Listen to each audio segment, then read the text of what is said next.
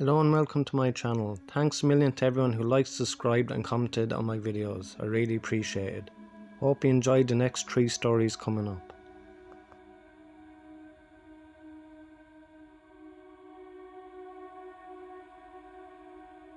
I, a 22-year-old female, worked at a mall when I was a young adult.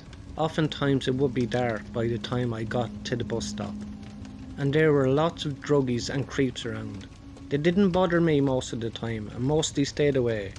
One night I was walking a little later than usual and I saw a truck and a guy talking to a girl, who I assume was in her teens. She looked young. I thought nothing of it, because a lot of teens had to be picked up from the mall, as they worked in the food court and sometimes on weekends. I thought maybe it was her dad picking her up.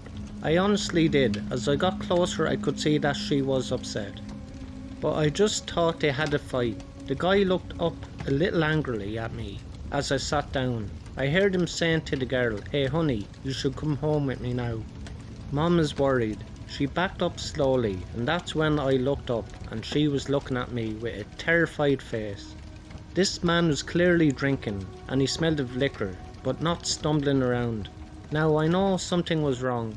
My stomach sank. The bus wasn't going to be there for about another half hour, and I was a small 5-foot woman myself. I started to get the feeling that the guy wasn't her father. He said, "Come on honey, let's get in the truck. Get in the truck now, it's late." I didn't know whether this man was her father or not, but I decided I needed to do something. I said, "Hey, wow, I haven't seen you in a long time," to the girl. I started chatting with her and she sat down, ignoring him. He was visibly angry and went to the truck. I thought to leave, hopefully. The girl sat next to me and explained the man wasn't her father. She didn't know who the man was, but he was trying to get her to go with him. I said, "Okay, just act natural and keep refusing the guy." He came back to us with his phone up to his ear and a pipe. "Okay, dumb, get in the truck. Your mom's pissed. And lady, you need to mind your business," with a parent and a child. I told him he clearly wasn't her father and he should leave before security cameras captured him doing something illegal. He looked like he just realised they existed, but decided he went too far, I guess already, and walks towards us. He grabbed the girl by the arm and dragged her. As she struggled, I tried to push him off, but he told me to knock it off between a father and daughter. I saw a security guard in the window, and he mouted, "Are you okay?" I mouted back. I was not, and shook my head. He immediately started to unlock the door and grab his phone. I assumed calling the police. The creepy man saw this guy coming and decided finally to leave, swearing and speeding off. The girl was visibly shaken up and crying. Her real parents came not too long after the incident, and I left with a few words to the police about my side and given them my number. I'm glad I was there because I've not seen the guy since, and I don't know what might have happened to that young girl. I learned she was only 15 at that point.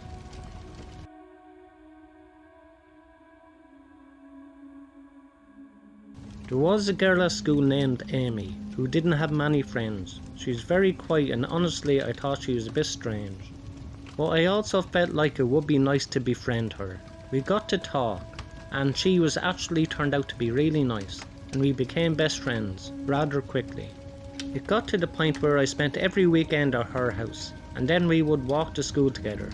Even at my age I knew there was something weird about her dad, Kevin. He was very interested in me and always tried to play a fight with me and stuff, which is kind of weird in itself. Whenever he was around I felt weird. He was a short fat man with grey and white hair, always had a weird smirk on his face, and really wide eyes. It started off with him stealing bits of food off my plate when I wasn't looking, then laughing and making sure to put his arms around my shoulders to apologise. He'd always be wherever we were, rather that be upstairs, downstairs or outside. He always lurked around.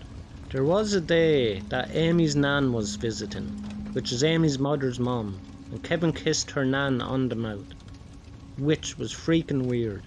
But then it turned into the creepiest, sloppiest French kiss. Everyone except for me and Amy found it funny.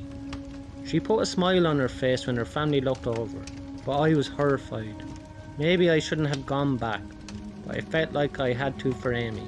After that, there was a day we were playing in her room and Kevin came in and started an argument over nothing. It got heated.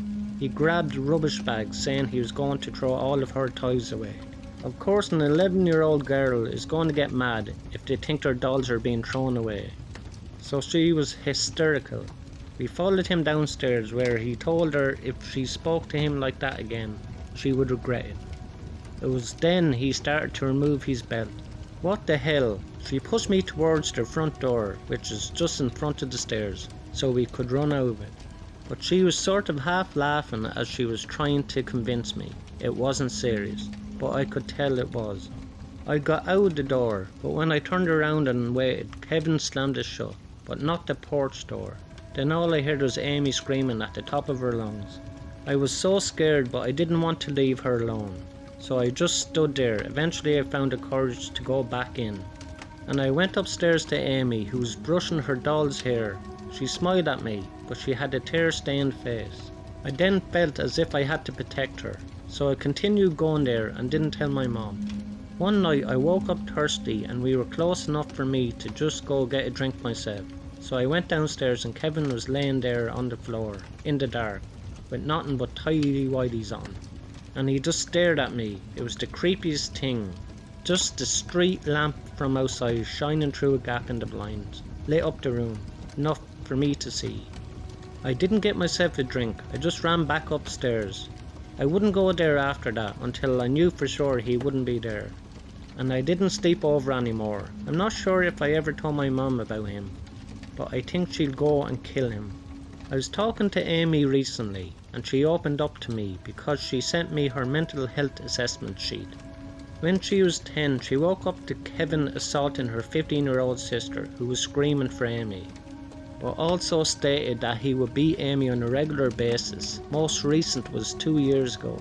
He beat her up in front of her friend and her friend called the police.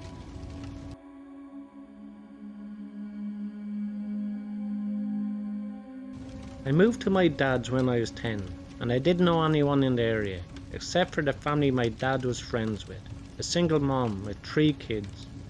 Luckily there was a girl a couple of years older than me. She was 12 at the time. I met her and we got to know each other a little over a couple of years. We weren't close, but we ended up having the same friends. One night my friend Rob was hanging out with her and her younger brother. They happened to be in the house alone because of my friend's mom was at work. Her mother's been helping this one lady through her work and got to know her fairly well. She found out her sister was in a mental institution and was let out recently. The night Rob is hanging out with my friend, they got a knock on the door.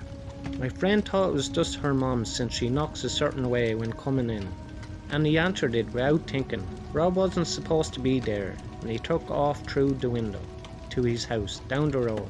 He never thought twice about it. But it wasn't her mom, it was the sister of the lady her mom was helping, and she figured out from talking to her sister where her family lived and her mom's working schedule. She came in. This is where I don't know the details, and I'm glad I don't. My friend's younger brother got away to the neighbour's house to call the police. The lady brutally murdered my friend a week before Christmas, decapitated her and left her body naked in the bathtub. She even hid her head. They had to look through the presents and I don't know where they found it, but they did. I wasn't allowed to go to her funeral. Thanks a million again to everyone who likes, subscribe and comment to my videos. I really appreciate it. If you enjoy these 3 stories, you will enjoy the 3 stories above.